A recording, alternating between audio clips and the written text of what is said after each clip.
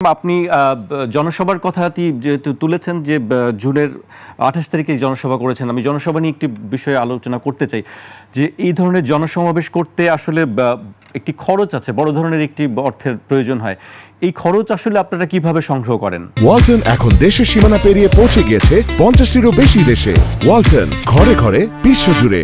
এটা তো আপনারা দেখেছেন যে আমরা তো এই নীতি আদর্শ বাস্তবায়নের জন্য আমরা কিন্তু দেশ এবং ইসলাম এবং মানবতার কল্যাণের জন্য আমাদের কার্যক্রম রাজনীতিভাবে চলছে। সেখানে আমরা এই নীতি আদর্শ বাস্তবায়নের জন্য আমরা যখন সর্বত্র মানুষকে বলি, দাওয়াত দেই এবং সেখানে জনসভা করার জন্য আমরা যখন নাকি মানুষকে জানাই, তখন তাদের নিজেদের খরচই তারা এখানে তারা উদ্বেগ উদ্দীপনা নিয়েই এবং তারা ফুর্তি সহকারী আমাদের সমাবেশে তারা যোগদান করে এবং নিজেদের খাওয়া নিজেরা খেয়ে এবং নিজেদের পকেটে পয়সা খরচ করে তারা এখানে উপস্থিত হয়। এইটাই হলো বাস্তবতা।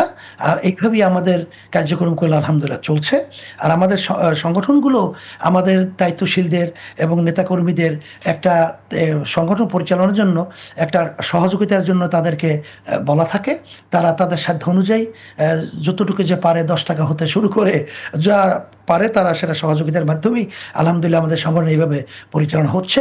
কারণ এই দায়িত্বটা শুধু আমার না, এই দায়িত্বটা তো শুধু আমাদের দায়িত্বশীলদের না, এই দেশ সুন্দর করার দায়িত্বটা আমাদের সকলের রয়েছে। বিধায় এখানে সম্পৃক্ত সবারই থাকা এটা জরুরি।